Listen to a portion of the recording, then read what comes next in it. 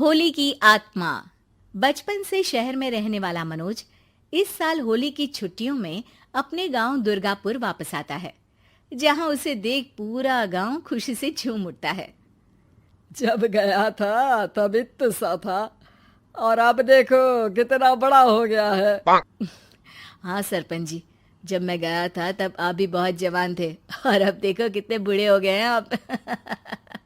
चलो चलो बढ़िया है, बच्चा घर वापस आ गया। इसी खुशी में आज रात पार्टी होगी।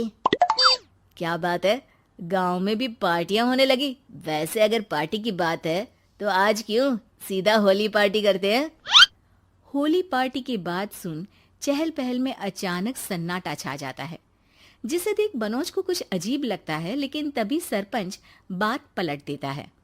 अब बहुत देर हो गई, चलो सब अपने घर चलो, पार्टी के बारे में कल सोचेंगे। मनोज भी मम्मी पापा के साथ घर आ जाता है, पर होली पार्टी और उस पर पूरे गांव की खामोशी वाली बात अभी तक उसके जहन से निकलती नहीं। पापा, होली पार्टी की बात पर सब चुप क्यों हो गए थे? अरे होगी उनकी कोई अपनी बात, मुझे गांव की पंचायती थोड़ी पता है। थक गया हूँ, चलो सो जाते हैं, कल बात करते हैं। पापा की बात मानते हुए मनोज भी सोने चला जाता है। आज तो छुपा लिया, लेकिन हफ्ते बाद जब होली का दिन आएगा तब इसे कैसे रोकोगे? अगली सुबह सूरज के साथ ही मनोज भी गांव घूमने निकल जाता है, जिस पर रास्ते में उसे अपनी ही उम्र के कुछ लड़के भी मिलते हैं, जिनसे दोस्ती कर अब वो उनके साथ घूमने लगता है। इसी तरह कुछ दिन बीत जाते हैं और होली नजदीक आने लगती है। दोस्तों, होली में 4 दिन ही बचे हैं, पर गांव में उसकी कोई तैयारियां क्यों नहीं दिख रही? क्योंकि यहाँ होली नहीं मनाई जाती। अरे पर ऐसा क्यों? वो राजा भूषण। अरे तुम 4 दिन के लिए आए हो, क्या इतना सोच रहे हो? चलो कुछ खाने चलते हैं। इसी के साथ एक बार फिर होली की बात को टलते हुए देख मनोज को शक होने लगता है।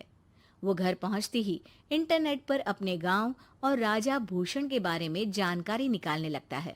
क्या? मुझे आज तक ये नहीं पता था। ऐसा कैसे? किसी ने मुझे कुछ बताया क्यों नहीं? सारी जानकारी लेने के बाद मनोज गांव वालों या अपने मम्मी पापा से कुछ पूछे बिना खुद ही उसकी सच्चाई के बारे में छानबीन करने लगता है, जिसके चलते वो राजा भूषण की हवेली में पहुंचता है। वाह, क्या हवेली है यार। पर क्या यहाँ सच में कोई भूत है? हेलो भूत जी, कोई है क्या? हम इस साल गांव में होली सेलिब्रेट कर रहे हैं, क्या आप उस पर थोड़ा इंटरव्यू देंगे? मनोज के ऐसा बोलते ही गांव में तूफान उठ जाता है और हवेली में रखी सारी चीजें हिलने लगती है। एक अदृश्य शक्ति मनोज को धक्का देकर हवेली से बाहर निकाल दरवाजा बंद कर लेती है। ये सब देख मनोज हैरान रह जाता है। क्या अभी मुझे हवा ने धक्का देकर बाहर निकाल दिया?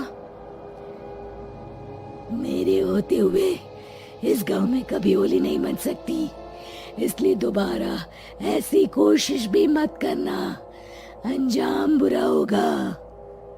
आवाज सुन मनोज हैरानी से इधर उधर देखने लगता है, पर उसे कोई दिखाई नहीं देता। वो गांव वापस आ जाता है, जहां तूफान की वजह से सब कुछ तहस महस हो चुका होता है। आखिर ये तूफान आया कैसे? ना ऐसा कोई मौसम था और ना ही हमने होली का त्योहार मनाने की बात की थी। सरपंच की बात पर कोई रिएक्शन दिए बिना मनोज चुपचाप अपने घर चला जाता है।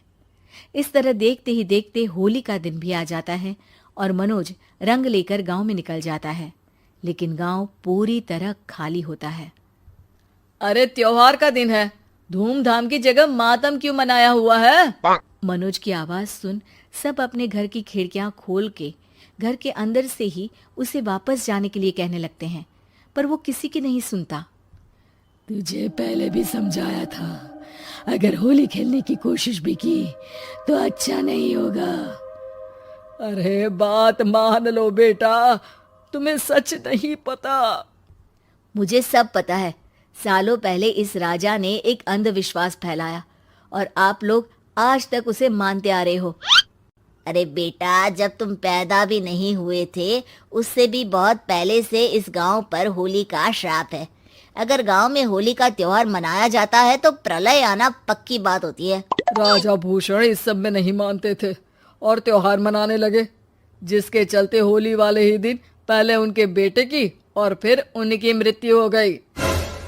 तभी से गांव की रक्षा के लिए उनकी आत्मा उस हवेली में रह रही है। सबकी बातें सुन मनोज उलझन में पड़ जाता है। सोचना भी मत मनोज, अगर तुमने इस परंपरा को तोड़ने की कोशिश भी की तो उसका परिणाम इस गांव और गांव के लोगों के लिए अच्छा नहीं होगा। मुझे भी यकीन नहीं हो रहा कि आप लोग एक बेतुकी बात को मानकर सालों से रंगों के त्योहार को मातम की तरह मनाते आ रहे हो। मनोज किसी की कोई बात ना मानते हुए पूरे गांव में रंग बिखेर देता है, जिसके तुरंत बाद वहां तूफान के साथ बिजलियां गरजने लगती है। अचानक मौसम में ऐसा बदलाव देख जहां मनोज कंफ्यूजन में आ जाता है, वहीं गांव वाले डर से सहम जाते हैं।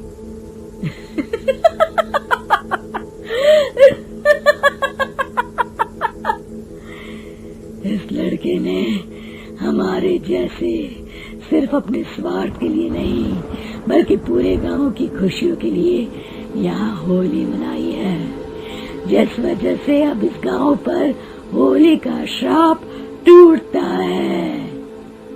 ऐसा बोलकर राजा का भूत वहां से गायब हो जाता है, जिसके बाद गांव के लोग धूमधाम से होली मनाते हैं।